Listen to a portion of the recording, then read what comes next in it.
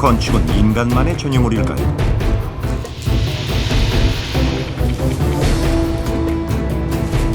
여기 그 편견을 깨는 동물들이 있습니다. 기상천외한 둥지를 짓는 동물들.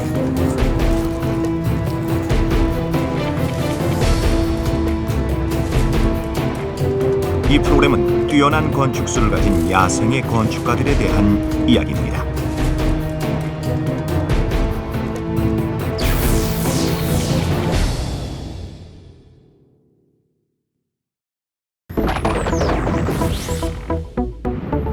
고대 이집트 피라미드부터 중세 성당을 거쳐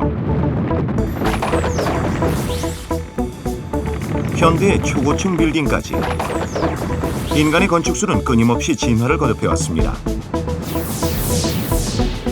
하지만 인간의 기술을 능가하는 또 하나의 건축물이 있습니다. 이것은 과연 누가 지은 것일까요?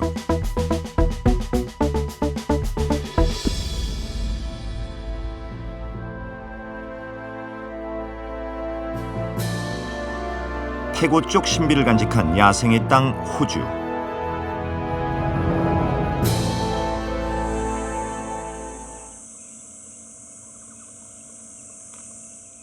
동물의 천국이라 불리는 이곳에 유난히 눈에 띄는 건축물들이 있습니다.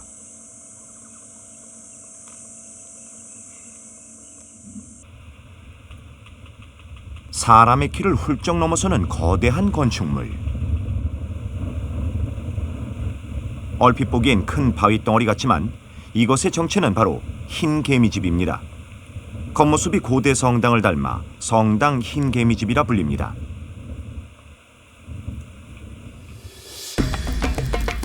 바로 이 녀석이 집을 지은 건축가죠.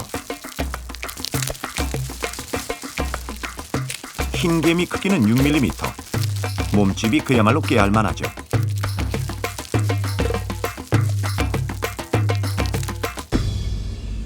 They reckon they grow about 6 metres tall. There's one down near Pine Creek which is about 6 metres and they wouldn't get much bigger than that. But you can see that these ones 흰개미는 자신의 키보다 1000배가 넘는 건물을 지어올린 셈이죠.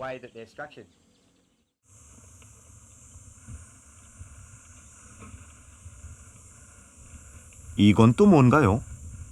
공동묘지의 비석처럼 서 있는 이 건축물도 흰개미집입니다.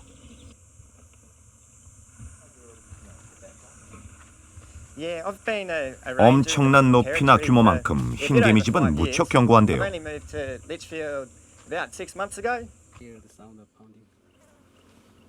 두드리면 손이 아플 정도죠. It almost sounds like Very hard.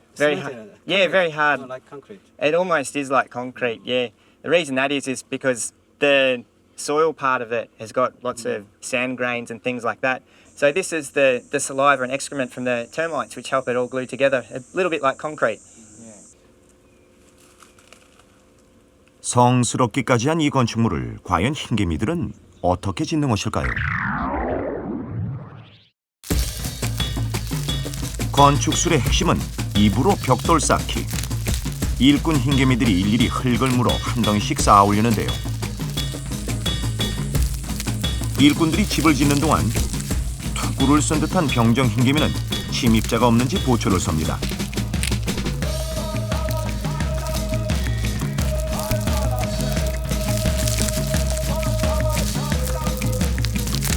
흙으로만 벽돌을 만드는 건 아닌데요. 자신의 배설물을 섞기도 하고 죽은 동료가 있으면 그 사체를 으깨어 넣기도 합니다.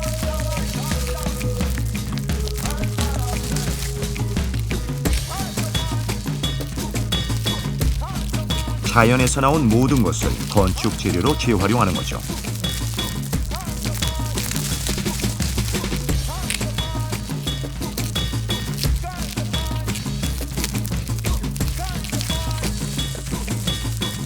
흰개미 건축술의 또 다른 비밀은 바로 조직력입니다.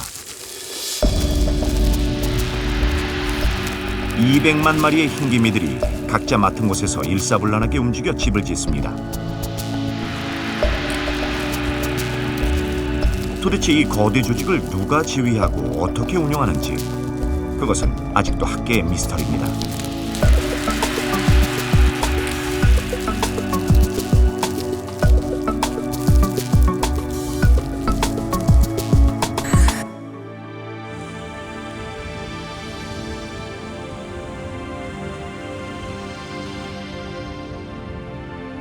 흰개미집은 200만 인구가 함께 살아가는데 한치의 부족함이 없도록 설계되었습니다.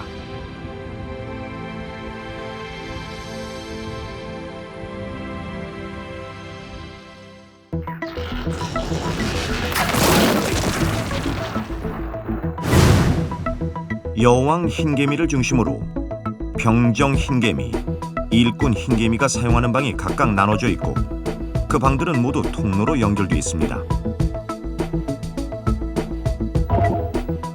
더욱 놀라운 것은 환기시설. 신선한 공기가 밑에서 들어와 모세관을 통해 전체로 퍼지고 내부에서 오염된 공기는 위로 빠져나갑니다.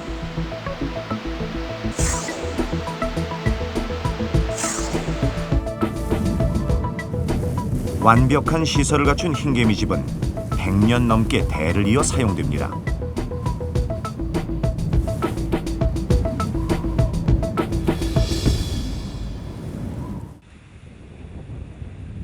흰개미의 건축물을 우리 인간의 건축물과 한번 비교해 볼까요?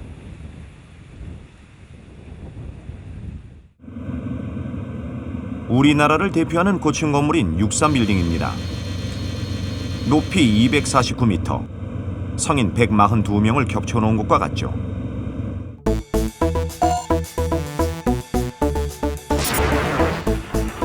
흰개미집의 높이는 6m, 흰개미 크기가 6mm니까 1000마리를 겹쳐놓은 높이입니다.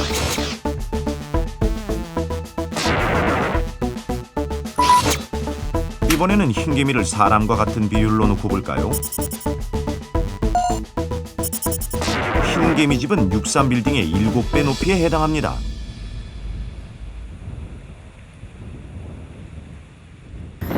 비석처럼 서 있는 자석 흰개미집도 성당 흰개미집보다는 규모가 작지만 인간의 건축물과 비교하면 그저 경이로울 따름입니다.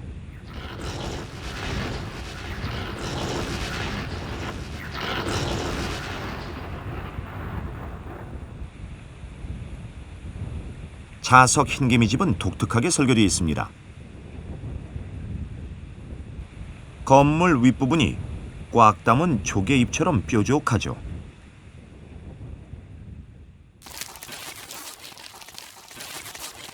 건물을 확장할 때도 끝부분은 반드시 뾰족하게 다듬습니다.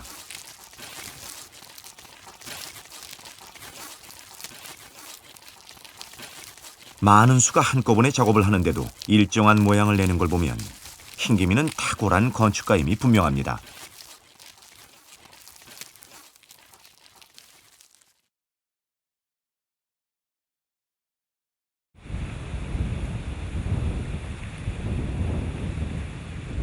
그런데 이들은 왜 이런 구조로 집을 짓는 걸까요?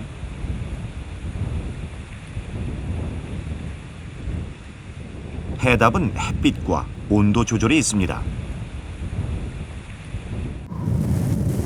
꼭대기가 뾰족하면 한낮에 뜨거운 태양빛이 집 안으로 직접 들어오는 것을 막을 수 있죠. 건물은 자석처럼 남북 방향으로 길게 서 있는데요. 이것도 같은 이치입니다. 오전에 따뜻한 햇살은 동쪽 면이 흡수하고 한낮에 뜨거운 태양은 피하면서 온도가 내려가는 오후엔 서쪽 면이 빛을 받아들입니다. 덕분에 흰개미 집 안은 늘 25도 안팎의 일정한 온도가 유지됩니다.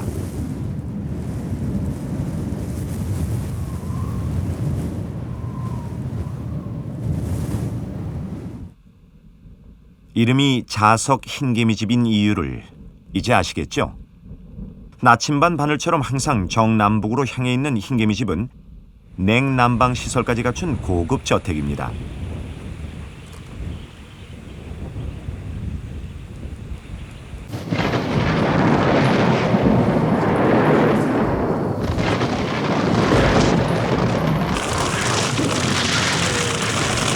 마른 하늘의 날벼락이란 바로 이런 거겠죠.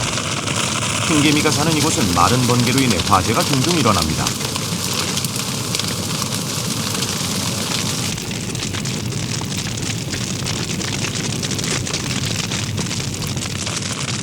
저런, 흰개미집 주변에도 온통 불바다네요.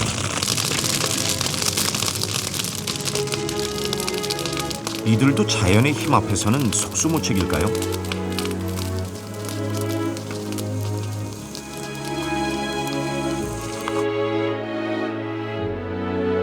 피해는 입을지언정 그 대응 능력은 무섭습니다. 화재로 집 한쪽 귀퉁이가 무너져 내렸는데요.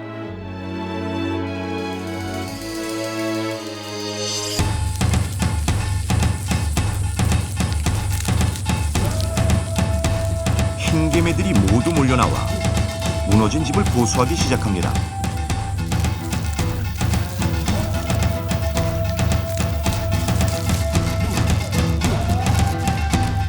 너나 할 것 없이 현장에 투입된 덕분에 집은 순식간에 제 모습을 갖춥니다.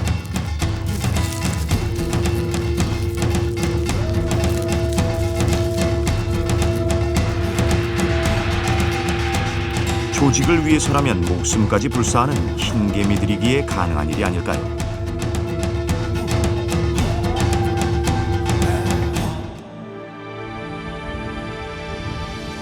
흰개미집은 그 자체로 하나의 왕국이자 거대한 도시입니다.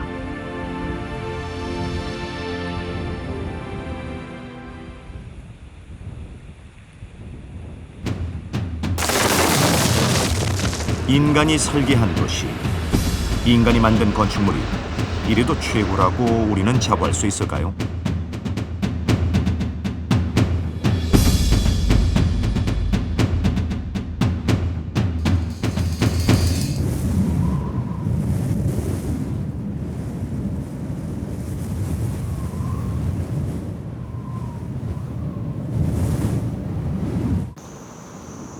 조직의 힘을 보여주는 또 다른 동물 건축가를 태국에서 만났습니다. 대개 개미들은 땅속에 집을 짓는데요. 배짜기 개미는 나무에 거처를 마련합니다. 이것이 바로 배짜기 개미의 집인데요. 어떻게 짓는지 한번 볼까요?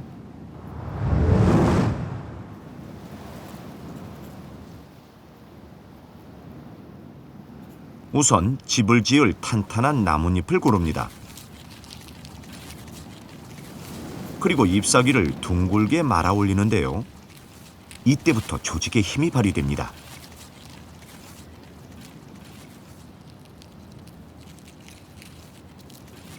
진짜 개미 허리에 긴 다리를 가진 배짜기 개미.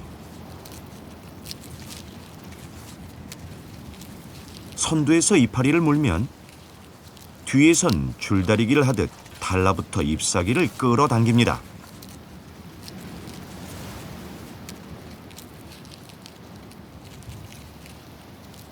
가는 허리를 물고 물어 살아있는 로프를 만드는 배짜기 개미. 먼 곳에 잎을 당기기 위해서는 무엇보다 호흡이 잘 맞아야 하는데요.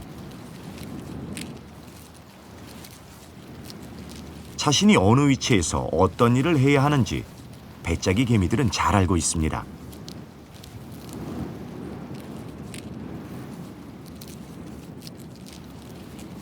가장자리에 있는 녀석들은 잎사귀를 물어 고정시키는 역할을 하는데요.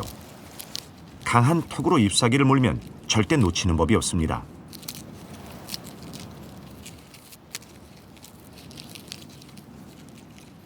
가냘픈 몸 어디서 그런 힘이 나오는 걸까요?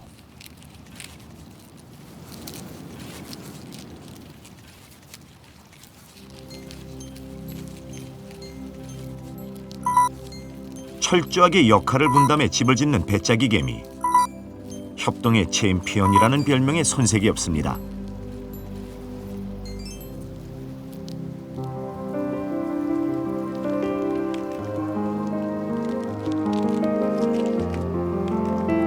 일차 건축 공정인 잎사귀를 말아 올리는 작업은 수월하게 진행되는데요. 모두가 힘을 합친 덕분입니다.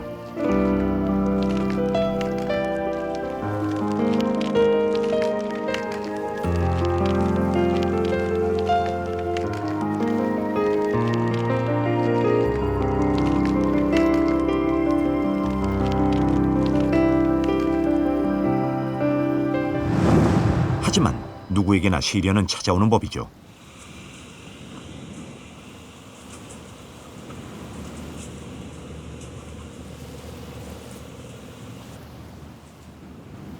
대체 이 생달구로 뭘 하려는 걸까요?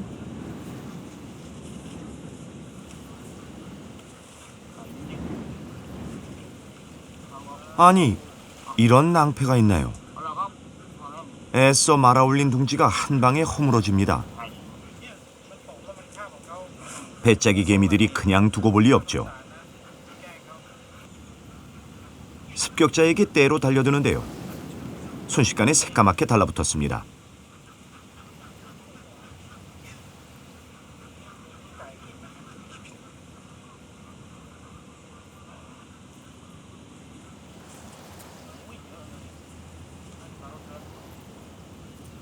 배짜기 개미의 운명은 어떻게 되는 걸까요?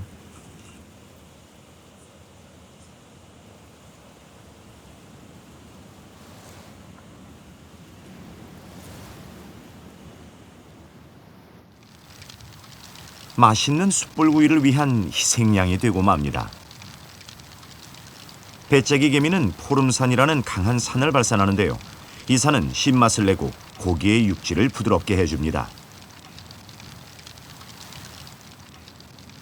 한번 물면 절대 놓지 않는 습성을 가진 녀석들은 도망도 가지 않고 풀고덩이에서 처절하게 최후를 맞습니다.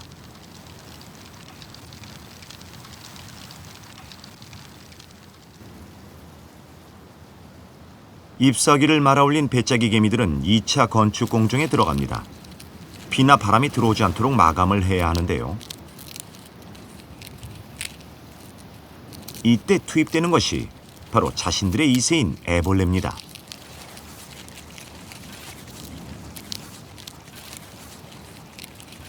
애벌레들이 분비하는 명주실을 뽑아 배를 짜듯이 잎들을 엮습니다.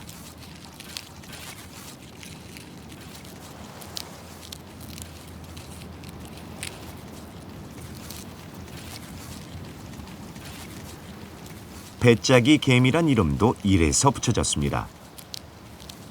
배짜기 개미 애벌레는 집 짓는데 씨를 다 써버려 번데기가 되지 못하는데요. 대신 아늑한 둥지 안에서 잘 자라 곧장 성충이 되죠.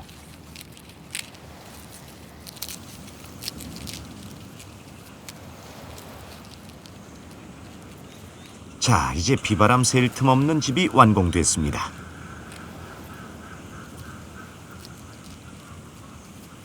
미성년자까지 총동원돼 만들어진 그들만의 사랑의 보금자리입니다.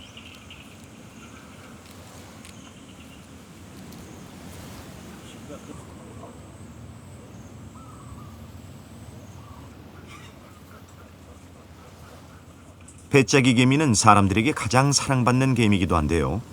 농장 주인은 배짜기 개미에게 친히 먹이까지 넣어줍니다.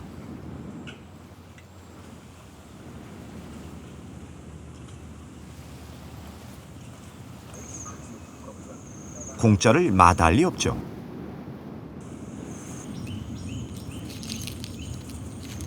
배짜기 개미는 먹이가 생기면 둥지로 가져갑니다. 온 가족이 함께 나눠 먹기 위해서죠.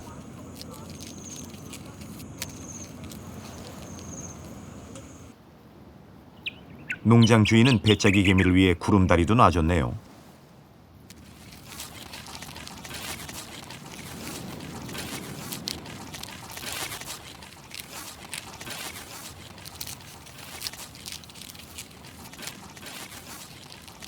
이 줄이 녀석들에겐 고속도로인 셈이죠. 땅으로 내려와 돌아가지 않고 곧장 다른 나무로 이동할 수 있으니까요. 스스로 상행선, 하행선을 만들어 막힘없이 이동합니다.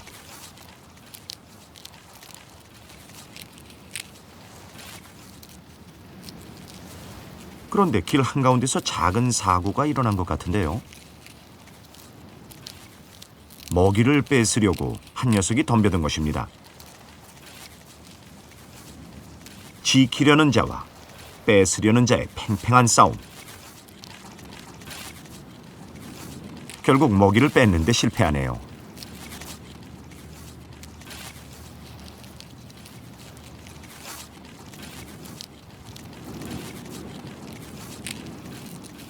먹이까지 주면서 농장 주인이 배짜기 개미를 배려하는 이유는 따로 있습니다. 배짜기 개미가 나무에서 자라는 여러 해충을 잡아먹기 때문이죠.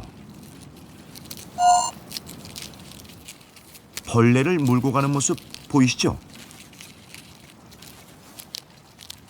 배짜기 개미가 있으면 따로 농약을 칠 필요가 없습니다. 이게 바로 친환경 유기농법인 거죠.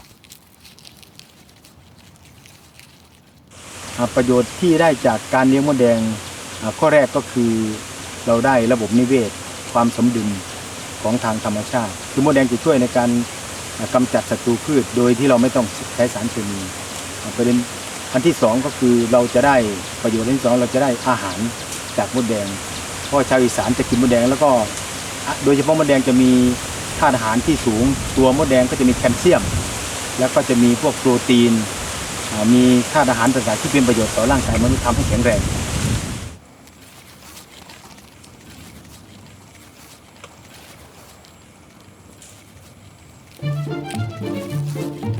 자연 생태계에서 없어서는 안 될 첫 번째 조직인 개미.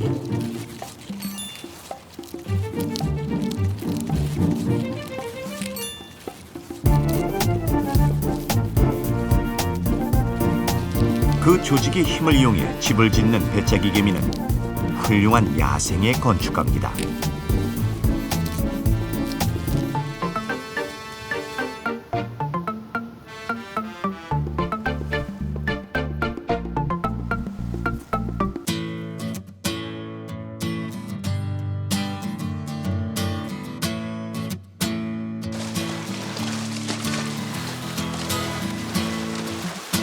동물들은 물을 찾아 이동합니다.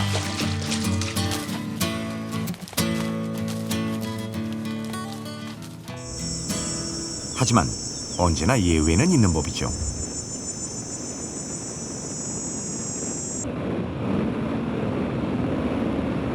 남아프리카 공화국 칼라하리 사막에 가면 아주 독특한 풍경과 만납니다. 전봇대마다 다닥다닥 붙어있는 저것은 무엇일까요?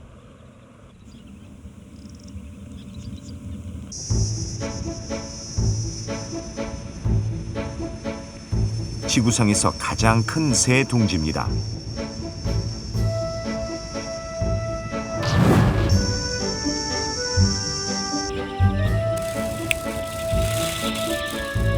둥지 안의 무수한 구멍에서 새들이 들고 나는데요.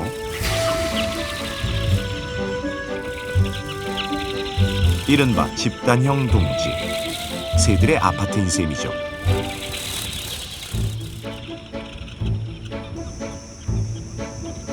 아파트 생활을 하는 주인공은 집단 배짜기새. 한 가족이 한 방을 쓰는데요. 이곳에서 새끼를 낳아 키우죠.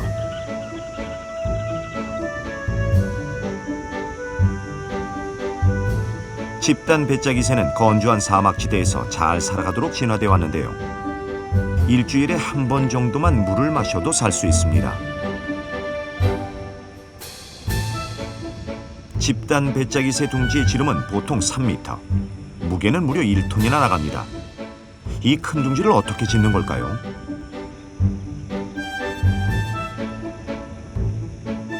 건축 재료는 여느 새 둥지와 다르지 않습니다.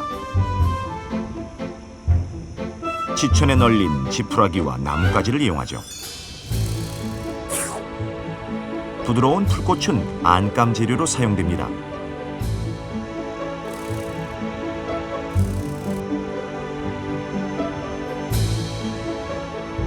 간단한 재료만으로 이렇게 크고 튼튼한 둥지가 만들어지는데요. 건축술의 핵심은 끼워 넣기입니다. 나뭇가지를 끼워 넣어 지붕을 만들고 마른 풀들을 끼워 넣어 각 방을 만들죠.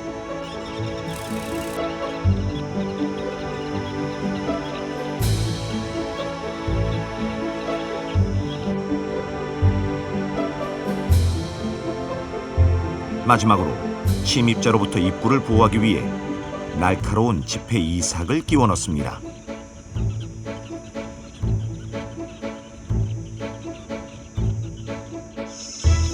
세상에서 가장 큰 새 둥지는 수만 번의 비행과 끼워 넣기 끝에 완성됩니다.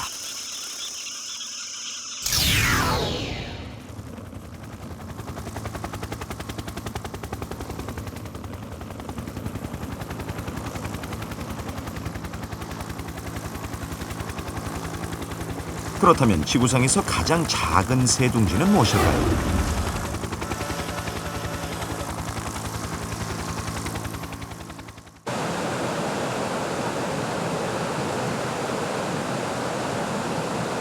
Exactamente.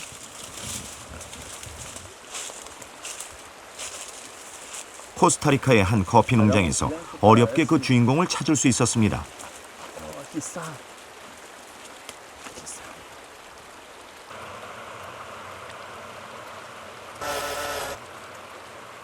바로 벌새 둥지인데요.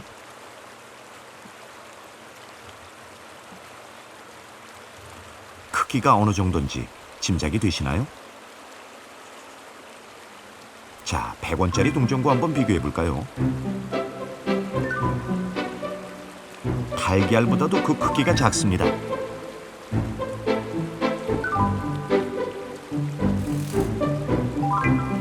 둥지가 작은 건 둥지에 사는 녀석이 작기 때문인데요. 벌새는 지구상에서 가장 작은 새입니다. 몸 길이는 7cm에서 15cm 정도. 중남미 신대륙에만 사는 아주 귀한 녀석이죠.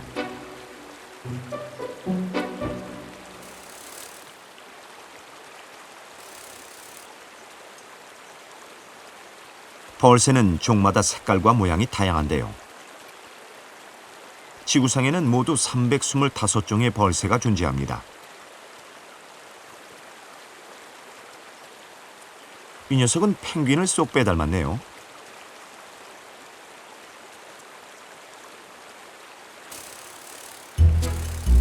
벌새는 작다는 것 외에도 진귀한 기록을 많이 갖고 있습니다. 첫 번째 특징은 정지비행.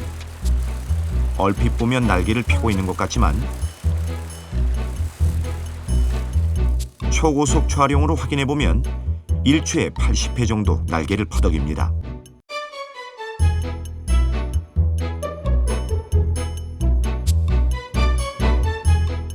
날면서도 머리는 일정한 높이를 유지하는데 이것은 벌새만이 가지고 있는 능력이죠.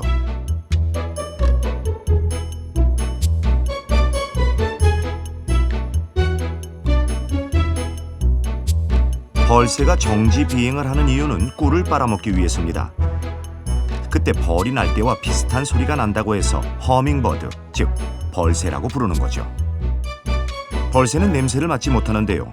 그래서 화려한 색의 꽃을 좋아합니다.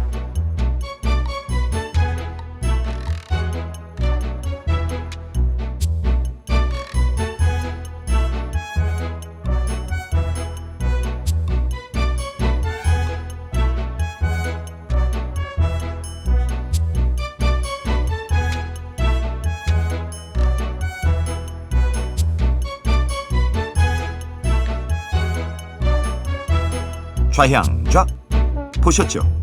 벌새의 또 다른 특징은 비행 중에도 방향 전환이 가능하다는 것입니다.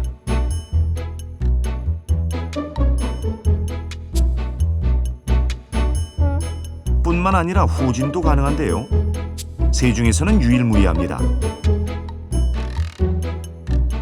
꿀을 먹다 보면 간혹 벌과 마주치는데요. 겁 많은 벌새는 36개 주랭랑입니다.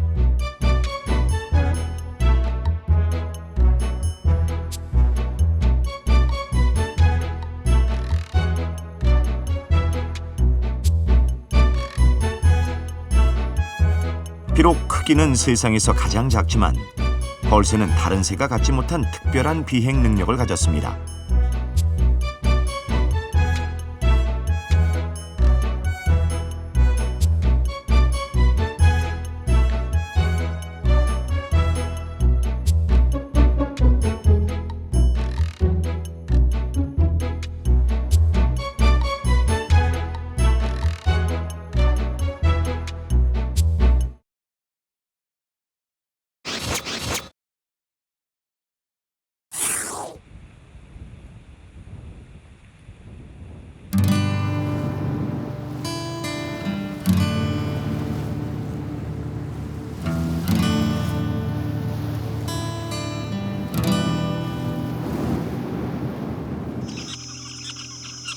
사막에 해가 저물자 집단 배짜기 새들이 일제히 둥지로 돌아옵니다.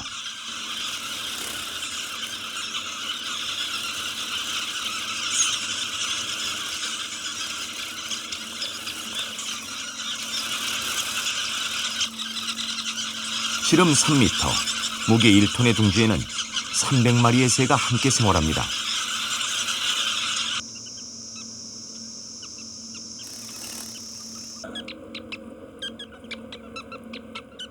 집이 다닥다닥 붙어있어 불편할 만도 한데 이들은 왜 아파트형 둥지를 짓고 사는 것일까요? 주변에 이웃이 많으면 그만큼 좋은 점도 많습니다.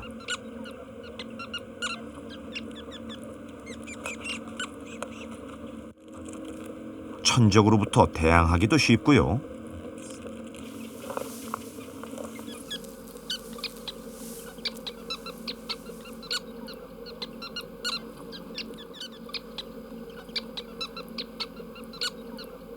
갓 태어난 새끼를 이웃 부모들이 대신 돌봐주기도 하죠.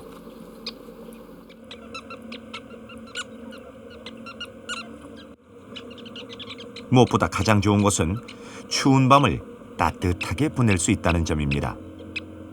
이곳 사막은 한낮엔 섭씨 30도를 웃돌지만 밤이 되면 영하 10도로 기온이 떨어지는데요. 300마리가 동시에 내는 열로 둥지 내부 온도를 항상 25도 내외로 유지할 수 있습니다.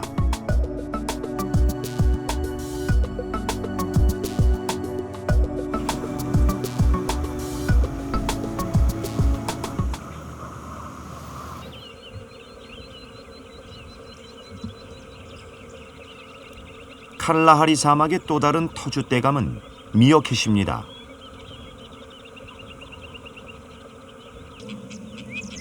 경계심이 많은 미어캣은 한시도 가만히 있지 않고 주변을 감시하는 게 특징이죠.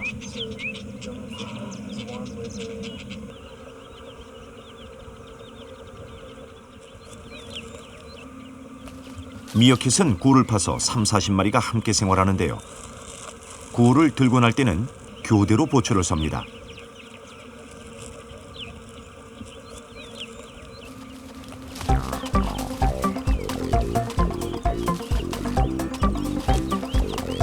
미어캣이 집단 생활을 하는 것은 독특한 먹이 활동이 이유이기도 한데요.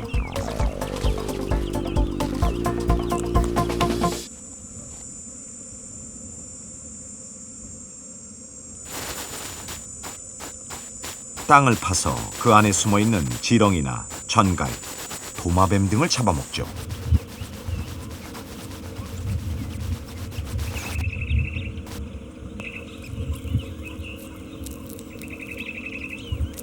미어캣은 독에 면역이 있어서 전갈이나 뱀을 먹어도 중독되지 않습니다.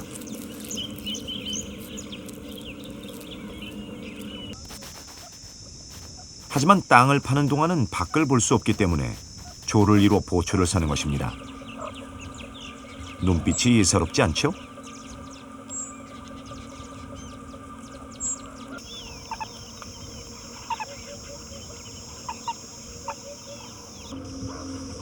항상 영역을 살피고 경비선언이가 있어 미어캣 가족은 사막에서 안전하게 살아갑니다.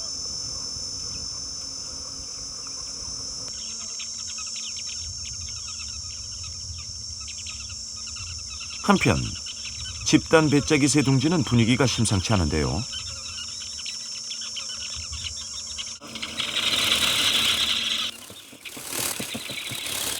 갑자기 둥지를 떠나는 이유가 뭘까요?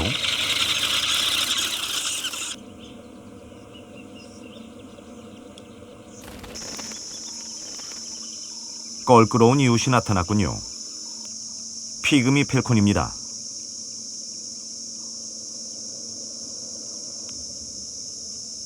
겉보기에는 온순해 보이지만 녀석은 사냥 실력이 뛰어난 맹금류죠.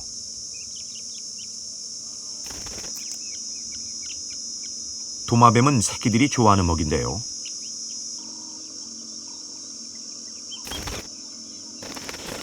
피그미 펠콘이 새끼를 키우는 곳은 다름 아닌 집단 배짜기새 둥지입니다. 둥지가 워낙 크다 보니 다른 새들이 새들어 살기도 하죠.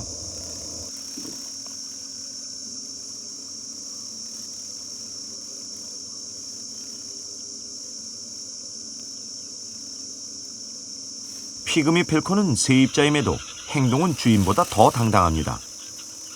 오히려 집단 배짜기 새들이 피해 다니죠.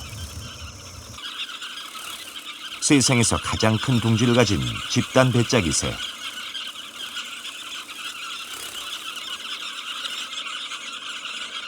그들의 건축 기술과 응용력은 놀라울 정도입니다. 송전탑도 둥지로 만들어버리고요.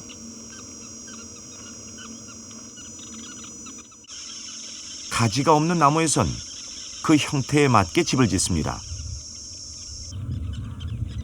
이건 또 뭔가요? 하하, 전봇대의 모습을 완전히 바꿔놨네요.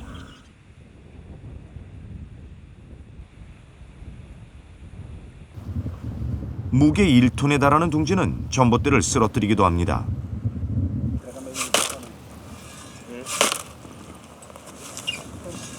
문제는 이런 일이 너무 자주 일어난다는 것인데요.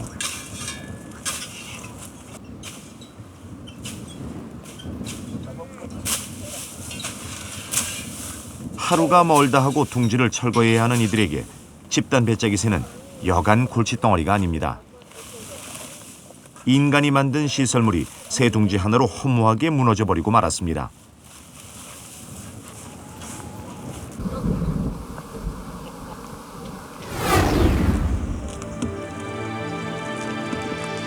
중남미의 알프스라 불리는 코스타리카.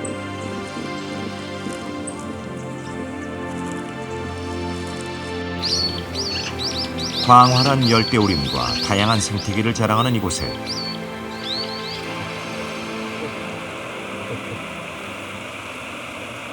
지구상에서 가장 작은 새가 둥지를 틀어 살고 있습니다. 마치 나무의 일부인 듯 보이는 벌새 둥지.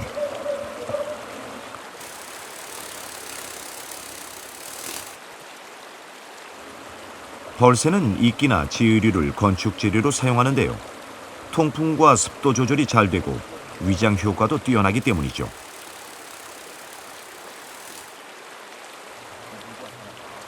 보풀이나 다른 동물의 털을 물어와 알을 보호하는 깔개로 쓰기도 합니다.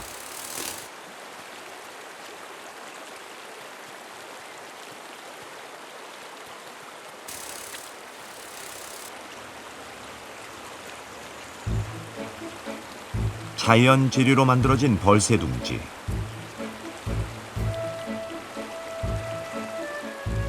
물어온 여러 재료들을 고정시키는 건 바로 거미줄입니다.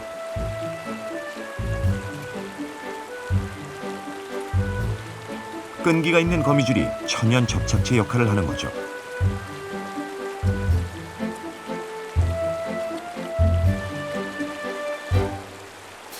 크기가 작을 뿐더러 보호색을 띠고 있어 벌새 둥지는 웬만해서는 눈에 잘 띄지 않습니다.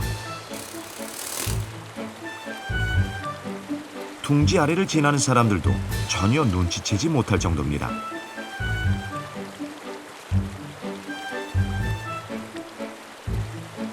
요새와도 같은 둥지 안에서 어미 벌새는 새끼를 건강하게 키워냅니다.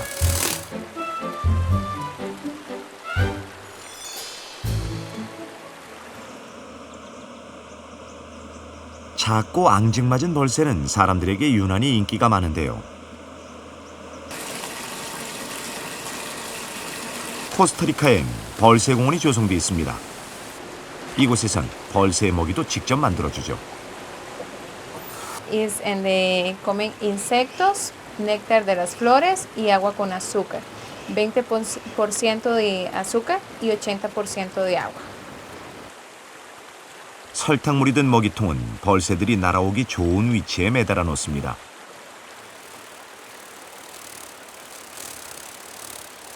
벌새는 매일 자기 몸무게 절반 정도의 꿀을 먹어야 하는데요. 먹이통 덕분에 일일이 꽃을 찾아다니는 수고를 덜 수 있죠.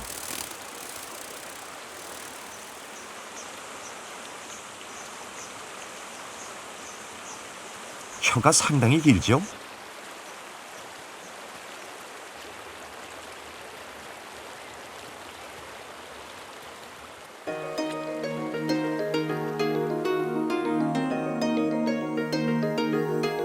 이렇게 긴 혀는 깊숙이 들어있는 꿀을 먹기에 유리합니다. 먹는 모습을 자세히 볼까요?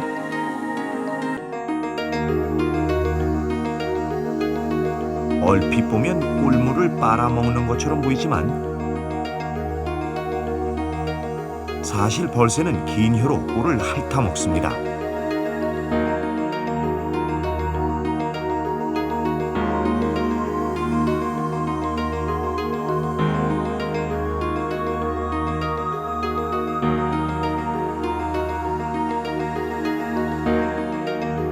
신비로울 정도로 작고 아름다운 벌새.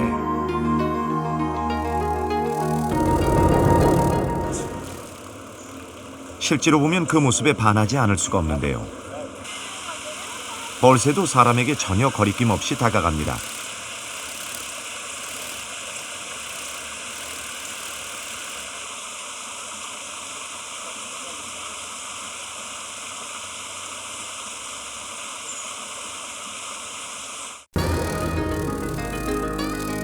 이곳은 야생의 새와 사람이 함께 공존하는 공간이죠.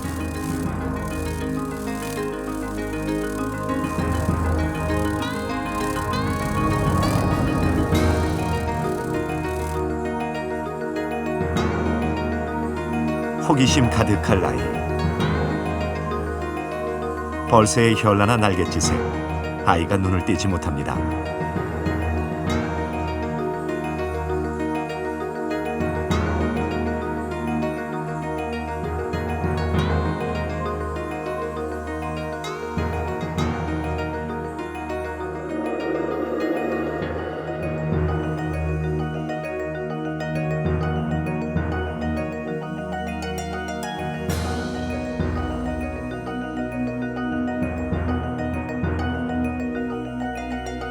세상에서 가장 작은 새.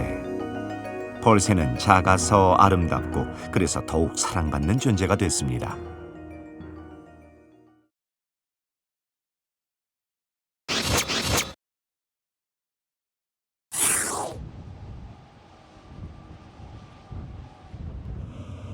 반면 집단 배짜기 새는 그야말로 천덕꾸러기죠.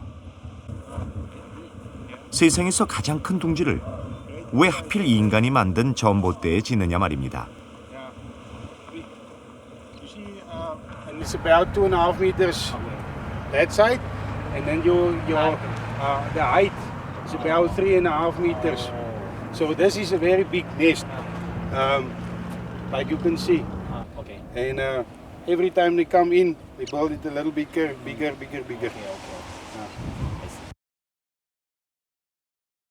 사실 나무가 없는 곳에선 전봇대가 집단 배짜기 새들에겐 최고의 건축 장소죠. 천적으로부터 안전하고 전깃줄이 있어 집을 짓기도 좋으니까요.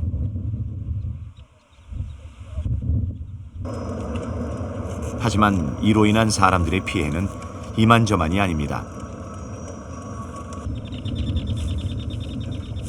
둥지 무게를 못 이겨 전봇대가 쓰러지고 화재가 종종 일어나기 때문이죠.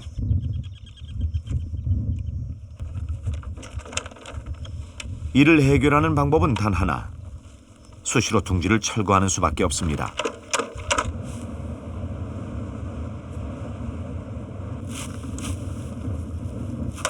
견고하게 지어진 둥지는 여간에서 잘 떨어지지도 않죠.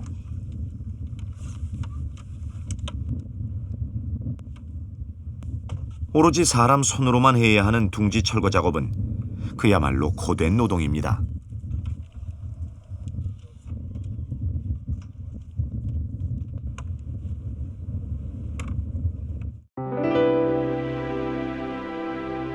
집단 배짜기새 둥지 철거를 위해 남아공 전기회사에선 조류 전담반을 따로 운영하고 있습니다.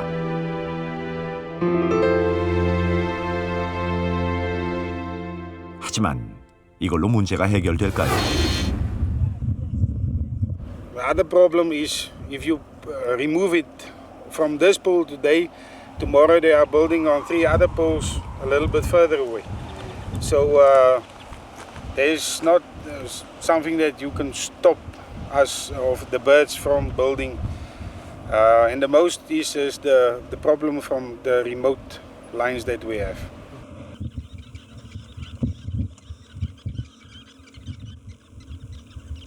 나무도 잘 자라지 않는 척박한 사막의 땅. 생존을 위해 집단 배짜기 새는 전봇대를 절대 포기할 수 없습니다.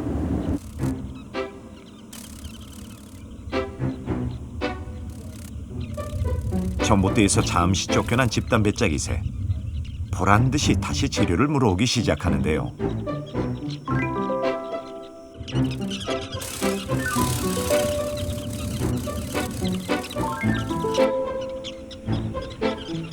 둥지를 철거한 전봇대에 다시 집을 짓기 위해 하나둘 모여듭니다.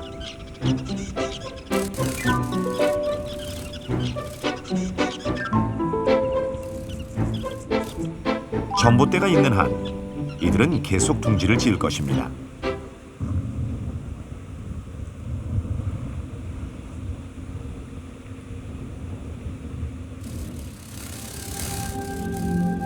그리고 이를 막기 위한 인간과 집단 배짜기새의 철거 전쟁도 계속될 것입니다.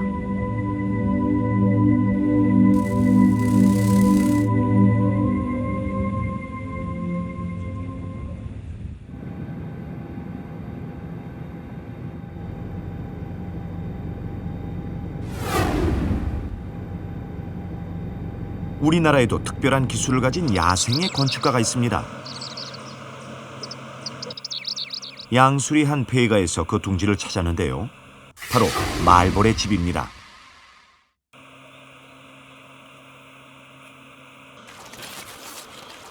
말벌도 집단 배짜기새처럼 공동주택을 짓습니다.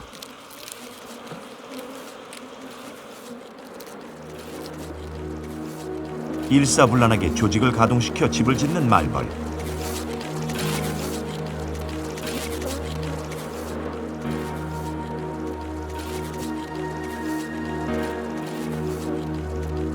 완전한 구 형태의 둥지를 만듭니다.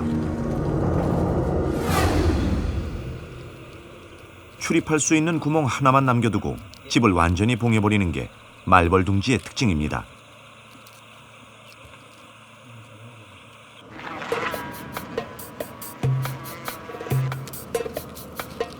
육식성인 말벌은 같은 벌을 잡아먹을 만큼 사납기로 유명하죠.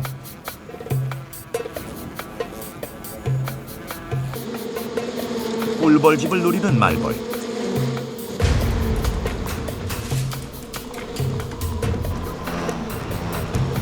공격에 앞서 적들의 동태 파악에 나섭니다.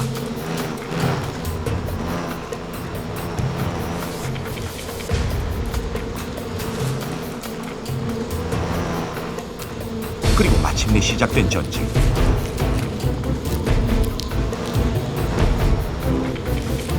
말벌은 가장자리로 침투해 한 마리씩 사륙을 감행합니다.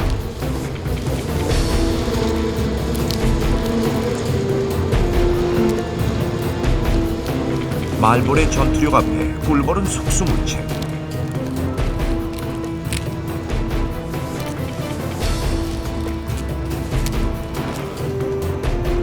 사상자가 속출합니다.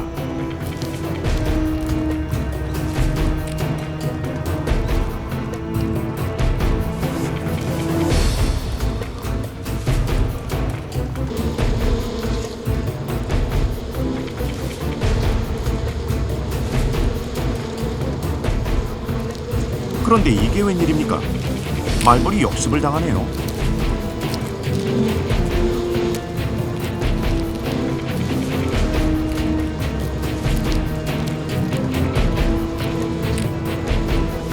목숨을 내놓고 덤벼드는 꿀벌.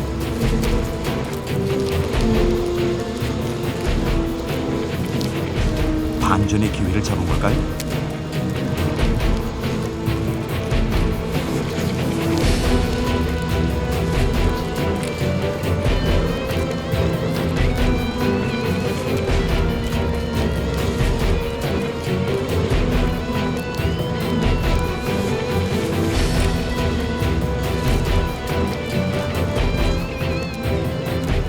일단 몸을 피하고 보는 말벌.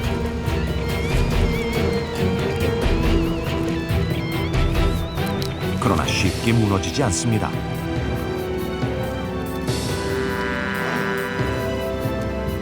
말벌의 약탈전은 언제나 참혹한 희생자를 내며 승리로 끝납니다.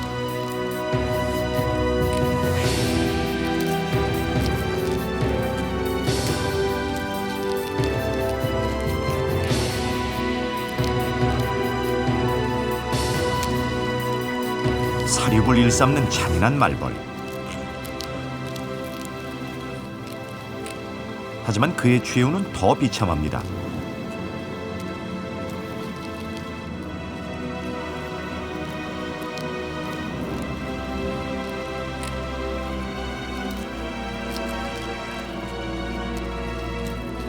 인간의 간섭 앞에선 천혜의 말벌도 대항할 방법이 없습니다.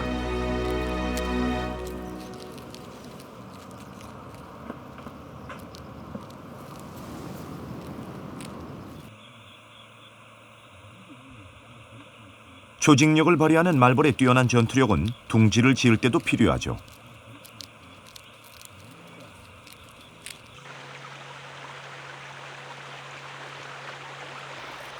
독특한 말벌집의 재료는 나무.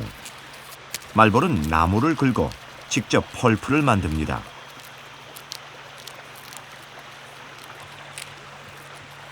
마치 경단을 빚는 것 같죠?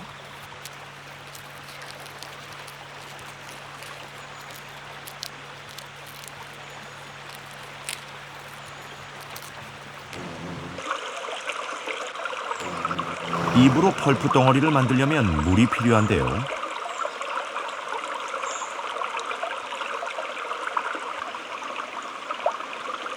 물을 한껏 머금었다가 나무를 긁을 때 조금씩 뿜어내 펄프로 만들어냅니다.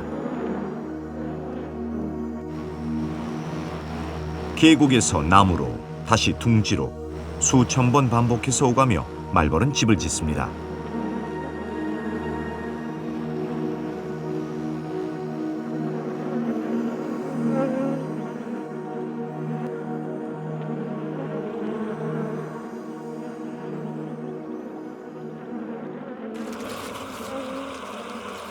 둥지를 지을 땐 우선 알집부터 만드는데요. 다른 벌집과 마찬가지로 육각형 구조입니다. 알집이 만들어지면 여왕벌이 방마다 하나씩 알을 낳죠.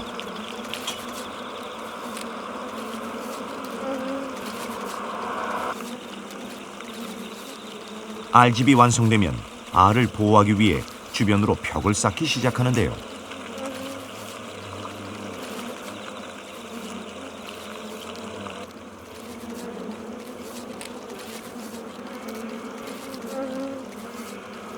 펄프 덩어리를 턱으로 이겨 종이벽을 쌓아 올리는 말벌.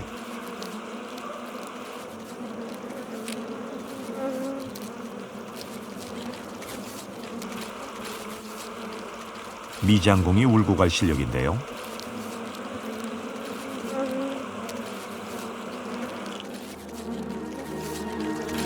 이렇게 벽을 쌓는 건 천적으로부터 알을 보호하고 비바람을 막기 위해서입니다.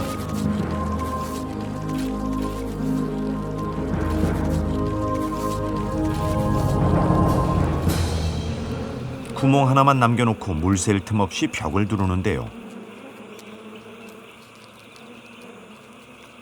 한 번 벽을 쌓은 뒤에도 작업은 좀 채 끝나지 않습니다.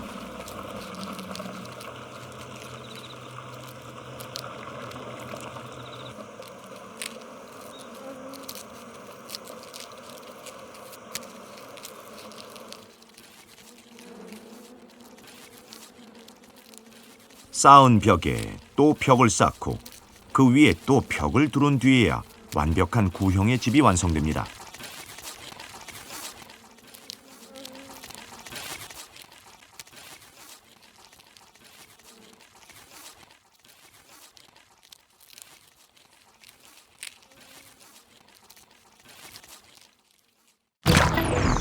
알집을 에워싼 수겹의 벽.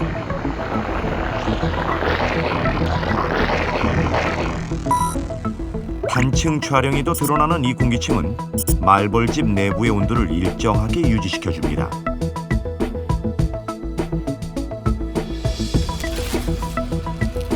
공학적인 설계와 뛰어난 건축 기술로 지어진 말벌집.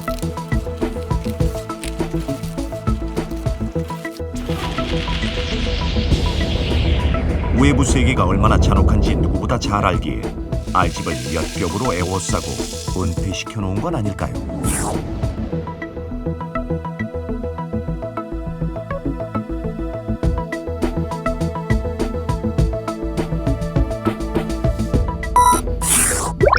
견고한 요새 안에서 알은 건강하게 자랄 것입니다.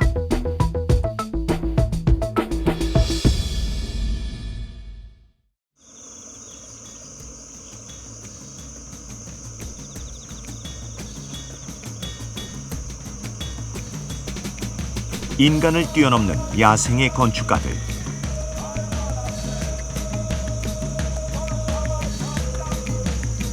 이들의 건축물은 대자연의 힘찬 생명력을 키워내는 힘입니다.